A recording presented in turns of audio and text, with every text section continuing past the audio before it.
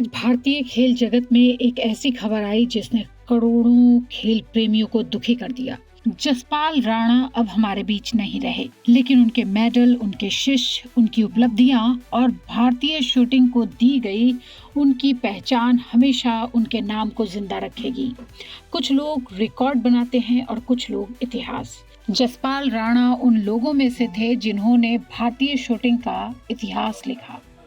भारतीय शूटिंग के सबसे बड़े नामों में से एक, एशियन गेम्स चैंपियन, पद्मश्री सम्मानित खिलाड़ी और मनु भाकर जैसे सितारों के गुरु जसपाल राणा ने गुरुवार की रात आखिरी सांस ली।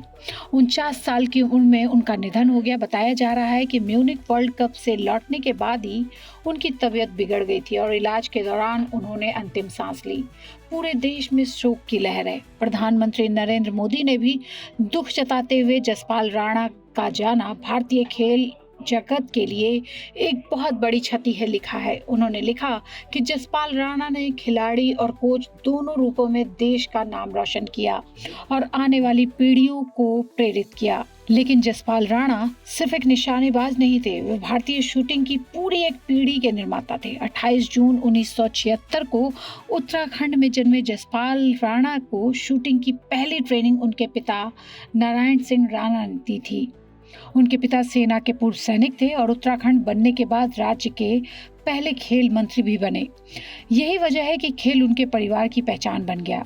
उनकी बहन सुषमा सिंह राणा और भाई सुभाष राणा भी शूटिंग से जुड़े हैं, जिनकी रक्षा मंत्री राजनाथ सिंह से गहरा रिश्ता है। बहुत कम लोग जानते हैं कि जसपाल राणा की जिंदगी भी काफी दिलचस्प रही। उनकी पहली पत्नी रीना राणा राष्ट्रीय स्तर की निशानेबाज और फैशन डिजाइनर थी। उनसे उनके 2 बच्चे हैं, बेटी देवांशी राणा और बेटा युवराज राणा। देवांशी ने अपने पिता की राह चुनी और शूटिंग में भारत का प्रतिनिधित्व किया। खेलो इंडिया यूथ गेम्स में गोल्ड मेडल जीतकर उन्होंने अपनी अलग पहचान बनाई। बाद में जसपाल राणा ने आरुषि वर्मा से शादी की, जो खुद राष्ट्रीय स्तर की शूटर, इंटीरियर डिजाइनर और पर्यावरण संरक्षक के रूप में काम कर रही हैं। अगर उपलब्धियों की बात करें तो जसपाल भारतीय शूटिंग इतिहास के सबसे सफल खिलाड़ियों के रूप में गिने जाते हैं।